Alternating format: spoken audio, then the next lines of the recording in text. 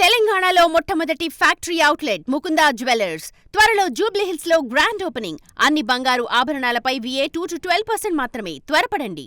నా అన్వేష్ చేసిన వ్యాఖ్యలు ఎంత దుమారం రేగుతున్నాయో మనం చూస్తున్నాం. ముఖ్యంగా హిందూ సాంప్రదాయాల గురించి లేకపోతే హిందూ దేవుళ్ళ గురించి తను మాట్లాడిన మాటలు నిజంగా అభ్యంతరకరంగా ఉన్నాయి. మరి ఈరోజు ప్రతి ఒక్క హిందువు ఎందుకు బయటకు వచ్చి మాట్లాడట్లేదు, ఎందుకు వ్యతిరేకించట్లేదు, తనకి ఇంకా ఎందుకు సపోర్ట్ చేస్తున్నారు అని చెప్పి మరికొంతమంది ఆగ్రహం వ్యక్తం చేస్తున్నారు. సో దీని గురించి మాట్లాడితే వాళ్ళు మనతో పాటు సీనియర్ జర్నలిస్ట్ దుర్గా వడ్లమనేని గారు ఉన్నారు. మేడం నమస్తే. సో ఇది బట్టల దగ్గర నుంచి ఈరోజు దేవుళ్ళని సాంప్రదాయాన్ని కించపరిచే వరకు వచ్చింది. సో నా అన్వేష్ అనే ఒక యూట్యూబ్ ఛానల్ నడిపిస్తున్న అతను మనల్ని ఎవరైనా ఏమంటారు, మనల్ని ఎవడు ఆపుతాడు, మనం ఏం మాట్లాడినా వైరలే కదా, మనం ఏదైనా మాట్లాడచ్చు, వాక్చాతుర్యం అంటే వాక్కి సంబంధించి మనకి ఇండిపెండెన్స్ ఉంది కాబట్టి మనం ఏదైనా వాగొచ్చు అన్నట్టు ఈరోజు మాట్లాడిన మాటలు ఏవైతే ఉన్నాయో నిజంగా చాలా కోపాన్ని కలిగిస్తున్నాయి. ముఖ్యంగా దేవతల గురించి వాళ్ళు రేపుకి గురవ్వలేదా, అటు సీతాదేవి ద్రౌపదిని తీసుకొచ్చి మాట్లాడటం. సో దీన్ని మనం ఎలా చూడొచ్చు అంటారు? అంటే ముందు ఏంటంటే రామాయణం భారతం చదువుకోమని చెప్పాలి ఒకటి. రెండు, భావ ప్రకటన స్వేచ్ఛ అంటే పురాణాలని ఇతిహాసాలని తిట్టడం లేకపోతే హిందూ దేవతల్ని దేవుళ్ళని తిట్టడం కాదు. ఇంకొకటి ఏంటంటే అనసూయ గారు ఎప్పుడైతే దేవాలయాల మీద ఆ విగ్రహాలేంటి, ఆ బొమ్మలేంటి, తర్వాత విగ్రహాలకు చీరలు కట్టట్లేదా అంటూ కొంతమంది మాట్లాడటం, ఇవి ముందు ఆజ్యం పోస్తాయి. తర్వాత ఈ నా అన్వేష్ ఎవరైతే ఉన్నారో అతని వీడియో సభ్య సమాజంలో ఉండే ఎవరూ కూడా విని భరించలేరు. అలాంటి మాటలు మాట్లాడాడు. శివాజీ 2 మాటలు మాట్లాడితే ఈయన మొత్తం వీడియో అంతా కూడా గరికపాటిని బూతులతో తిట్టాడు. ఆ తిట్టడంలో కూడా ఆడవాళ్ళని ఉద్దేశించి తిట్టిన పదాలు వాడాడు. అవి మరి ఆయన తల్లికి కూడా తగులుతాయిగా, ప్రతి తల్లికి తగులుతాయిగా అవి. అది ఎందుకు తెలియలేదు? ముఖ్యంగా సీతాదేవి రేపుకు గురైంది, నీకు తెలుసా? ద్రౌపది రేపుకు గురైంది, నీకు తెలుసా? నువ్వు అవి మాట్లాడినందుకు నేనేమంటున్నానంటే, ఇప్పుడే విశ్వ హిందూ పరిషత్ వాళ్ళు విశాఖపట్నం గోపాలపురం పోలీస్ స్టేషన్లో నా అన్వేష్ ఎవరైతే ఉన్నారో అతని మీద కేసు పెట్టారు. అతని ఛానల్ని వెంటనే మూయించాలండి. ఇప్పటికే నిన్న 10 లక్షల మంది అన్ఫాలో చేశారు. నేనంటాను ఇప్పుడు ఇది కేసు పెట్టాక 1 లక్ష మంది అన్ఫాలో చేశారట. ఇంకొక ముఖ్యమైన విషయం ఏంటంటే, మీరందరూ కూడా ఛానల్కి మీరు కంప్లైంట్ పెట్టండి, ఛానల్కి మీరు ఇన్ఫామ్ చేయండి ఇతని మీద. అది మాత్రం ముఖ్యంగా చేయాలి. ఎందుకంటే ఛానల్ మూయించాలి. అతన్ని ఎక్కడున్నా సరే, నేను ఇండియాకి రాను అంటున్నాడు, అతన్ని రప్పించి అతని పాస్పోర్ట్ సీజ్ చేయండి, అతన్ని అరెస్ట్ చేయించండి. ఇది ముందు జరగాలి. ఎందుకంటే ఇష్టానికి హిందూ దేవతల మీద కానీ హిందువులకు సంబంధించిన పురాణాలు కావచ్చు, ఇతిహాసాలు కావచ్చు, అసలు వాళ్ళ ఆచారాలు కట్టుబాట్లు దేని మీద కూడా ఎవడు విమర్శించినా ఇమీడియట్గా అరెస్ట్ చేసేలాగా ఒక చట్టం తీసుకురండి. క్రిస్టియన్స్ ముస్లిమ్స్కి సంబంధించి మీరు ఎలాంటి వ్యాఖ్యలు చేయడానికి భయపడతారు. ఆ భయం హిందూ పురాణాలకు సంబంధించి కానీ హిందూ దేవాలయాలు దేవుళ్ళు ఎవరికి సంబంధించి కానీ అదే భయం రావాలి. ఎందుకంటే వేళాకోళం అయిపోయిందండి. ఇవాళ మాట్లాడతాడు అతను, అసలు ఆ బూతులేంటి. పైగా శివాజీ 10th చదివాడు. సరే, శివాజీ 10th చదివాడు, మరి మీరు చదువుకున్నారు కదా అన్వేష్, చదువుకున్న వాళ్ళ సంస్కారం ఇలా ఉంటుందా, భాష ఇలా ఉంటుందా, భావ వ్యక్తీకరణ అంటే ఇదా, భావ ప్రకటన స్వేచ్ఛ అంటే ఇదా అని మనం ఇవాళ అడుగుతున్నామండి. కాబట్టి ఇవాళ అన్వేష్ అనే వ్యక్తిని అందరూ కూడా అన్ఫాలో చేయండి ఖచ్చితంగా. ఇప్పుడు పొద్దున్న ఒక ఛానల్లో చూశాను, ఒక ఆవిడ, నేను క్రిస్టియన్ అండి, కానీ సీతాదేవిని ద్రౌపదిని అన్వేష్ అన్న వ్యక్తి మాట్లాడింది విన్నాక నేను చాలా బాధపడ్డాను. మతం ఏదైతే ఏంటి, అతను కించపరిచాడు హిందూ దేవుళ్ళని దేవతలని. కాబట్టి ఇలాంటి వాళ్ళ మీద చర్యలు తీసుకోవాలని ఆవిడ లైవ్లోకి వచ్చి చెప్తున్నారు. నేను అంటున్నది అది ఏ మతమైనా సరే. ఇప్పుడు క్రిస్టియన్స్కి సంబంధించి ఒకవేళ మేరీ మాతను ఏదైనా అంటే మనం సహించం కదా, సహించకూడదు. అదేవిధంగా ముస్లిమ్స్కి సంబంధించిన దేవతలైనా సరే అంతే కదండి, అందరూ సమానమే. ఇక్కడ మీరందరూ కూడా మాకు ఆడవాళ్ళకి స్వేచ్ఛ లేదా అంటూ మాట్లాడుతూనే మరి ఆడదేవతల్ని తిడుతుంటే ఎందుకు ఊరుకుంటున్నారు? స్వేచ్ఛ అంటే మీ బట్టలు మీ ఇష్టం, కరెక్టే. కానీ ఒక రిక్వెస్ట్ ఏంటంటే, మీరు బట్టలు వేసుకుంటే మీరు సినిమాల్లో వేసుకునేది స్క్రీన్ మీద చూస్తారు. అంటే మనిషిని మనం దగ్గరగా చూడటానికిను ఒక తెర మీద చూడటానికి తేడా ఉంటుంది. ఆ ఫీల్ అనేది నేను మాట్లాడేది. ఇప్పుడు అనసూయ లాంటి సెలబ్రిటీస్ వాళ్ళు ఏ బట్టలైనా వేసుకోవచ్చు, స్వేచ్ఛ ఆవిడకు ఉంది. కాకపోతే మనం చెప్పేది ఏంటంటే, మీరు మిమ్మల్ని ఎదురుగుండా చూసినప్పుడు మీ పర్సనాలిటీకి మీరు అలాంటి బట్టలు వేసుకున్నప్పుడు చిన్నపిల్లలకి కలిగే భావనలేంటి, అది తల్లిదండ్రులు కంట్రోల్ చేయలేరు కదా. ఇప్పుడు మిమ్మల్ని ఫిజికల్గా కంట్రోల్ చేయగలం, మానసికంగా పిల్లల్ని మనం కంట్రోల్ చేయలేం. ఇది సైకలాజికల్ సమస్య. అది అలాంటివి రాకుండా ఉండడం కోసం మిమ్మల్ని మంచిగా బట్టలు వేసుకోమన్నారు, అంతేగాని మీ స్వేచ్ఛకవుడు అడ్డు కాదు. మీ ఇష్టం. మీరు కొన్ని ఫొటోస్ పెట్టారు ఇవాళ వెక్కిరిస్తూ, ఒక ఫోటో ఏదో 4 ఫోటోలు, ఆ తర్వాత నాకు మళ్ళా వెకేషన్కి వెళ్ళాలని ఉందన్న వెళ్ళండి. మీరు ఏమైనా చేసుకోండి, ఏ ఫోటోలైనా తీసుకోండి, ఏ బట్టలైనా వేసుకోండి, ఎవడు అబ్జెక్ట్ చేయడు. వాటిని దాన్ని ఏమంటారు, డార్క్ సైట్లో పెట్టండి.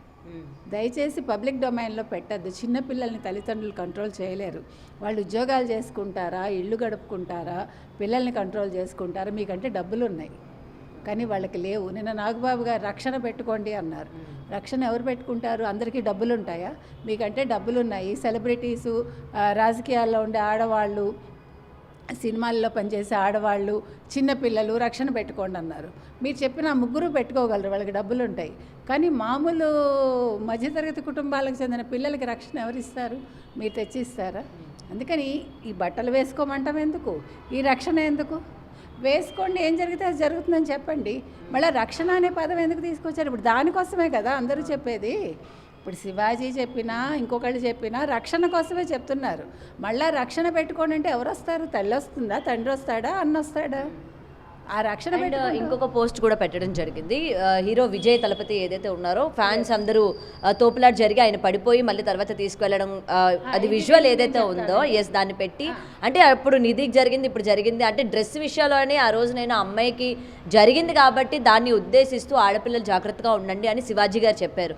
మరి ఈ రోజు విజయ్కి సంబంధించి మరి దీని గురించి ఏం చెప్తారు అన్నట్టు మరో పోస్ట్ అన్నది పెట్టడం మాట్లాడతా. ఇప్పుడు ఇది ఏంటంటేనండి, ఇప్పుడు విజయ్ మీద పడితే ఫిజికల్గా అతనికి ఏమీ ప్రాబ్లం ఉండదు.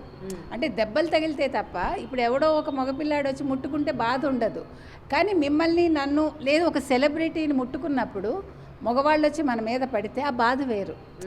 మీకు అర్థమైందా? వాళ్ళు మన్ని ముట్టుకునే విధానం వేరు. ఒక మగవాడిని ముట్టుకోవటం, ఒక మగవాడు ఒక సెలబ్రిటీని, అది కూడా ఒక హీరోయిన్ని ముట్టుకోవటం, లేదు మనం సినిమాల్లో చూసే ఒక అమ్మాయిని ముట్టుకోవటం తేడా ఉంటుంది. అప్పుడు మనం మానసికంగా ఆ వేదనకు గురవుతాం. అది మనం చెప్పేది. ఇప్పుడు ఆ నిధి అగర్వాల్ గారు కూడా సరైన సెక్యూరిటీ లేదు. నిన్న వాళ్ళ డైరెక్టర్ ఏమంటున్నాడు, మీకు నచ్చిన బట్టలు వేసుకోండి, మీకు నచ్చినట్టు ఉండండి, మీకు ఎలా కావాలంటే అలా ఉండండి, సెక్యూరిటీని నువ్వు నీ హీరోయిన్కి సెక్యూరిటీ ఇవ్వలేకపోయావు. మరి నీ సినిమాలు చూడాలా చెప్పావు కదా గ్లామరస్గా, మరి నువ్వు సెక్యూరిటీ ఇచ్చావా? మరి నాగబాబు గారు చెప్పిన రక్షణ ఏది అక్కడ? కాబట్టి మీరు చెప్పటం తేలిక, హౌ యూ విల్ కంట్రోల్. ఇవాళ విజయ్కి జరిగింది అంటే విజయ్ మగవాళ్ళ మీద పడ్డారు, ఇట్స్ నాట్ ఎ మ్యాటర్. వేరే ఇప్పుడు అనసూయ గారికైనా, లేకపోతే ఆవిడెవరు నిధి అగర్వాల్ అయినా, మరొకళ్ళైనా, అది అక్కడ మనం మానసికంగా మనం దెబ్బతింటాం. అందుకని మనం ఆ మాట చెప్తాం. ఎందుకంటే ఒక ఆడపిల్ల మీద ఉండే కన్ను వేరు, ఒక మగపిల్లాడి మీద ఉండే కన్ను వేరు. అది అందరికీ తెలిసింది. అది ఏమంటారు, ప్రకృతి సహజం అది. సో దాన్ని నేను ఎలా అయినా పర్వాలేదు అనుకుంటే, అందుకే చెప్పాం మనం, మీ సెక్యూరిటీ మీరు పెట్టుకుని మీరు ఎలాంటి బట్టలైనా వేసుకోండి, అబ్జెక్షన్ లేదు. ప్రభుత్వ సెక్యూరిటీ అడగద్దు, ప్రభుత్వానికి సంబంధం లేదు. మీరు ప్రైవేట్గా ఒక ఈవెంట్కి వెళ్ళినప్పుడు, that is your private event.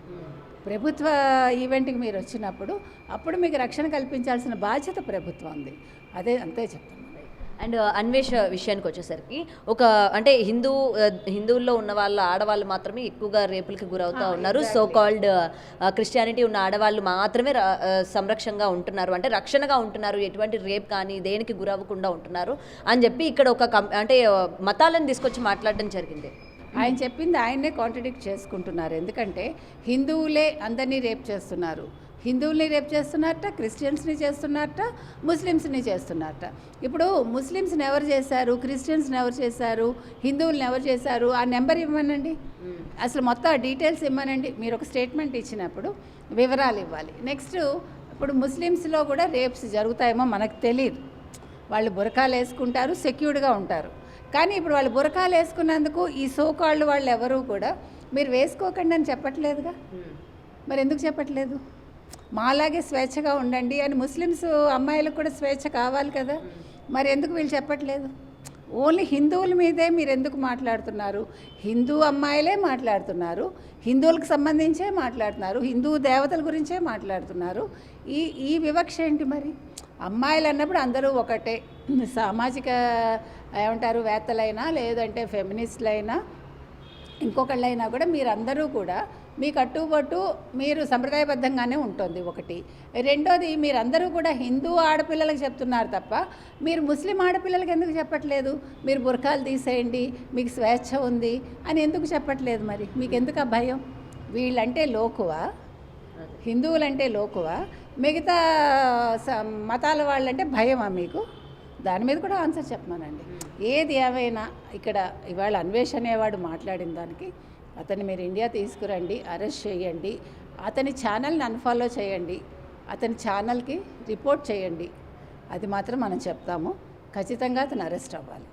Right. మహిళా కమిషన్ కూడా దీని మీద యాక్షన్ తీసుకోవాలి. ఎందుకంటే శివాజీ వ్యాఖ్యల మీద ఏ విధంగా అయితే వెంటనే యాక్షన్ తీసుకొని తనకి రావాలి అండ్ ఎక్స్ప్లెనేషన్ ఇచ్చుకోవాలి అని చెప్పి ఏదైతే తీసుకుందో డిపార్ట్మెంట్, ఇప్పుడు అన్వేష మాట్లాడే మాటలకు కూడా తగిన యాక్షన్ తీసుకోవాలని చెప్పి ఇటు మహిళలు చాలామంది అడుగుతున్న పరిస్థితి కనిపిస్తుంది. ఖచ్చితంగానండి. ఎందుకంటే వాళ్ళు అంతసేపు శివాజీని అన్ని ప్రశ్నలేసి ఆయనకి వార్నింగ్ ఇచ్చినప్పుడు 2 మాటలకి, మరి ఇప్పుడు ఇతను గరికపాటిని తిట్టాడు, బూతులు మాట్లాడాడు, తర్వాత అతను ఎవరు శివాజీని తిట్టాడు, మరి హిందూ దేవీ దేవతలను తిట్టాడు.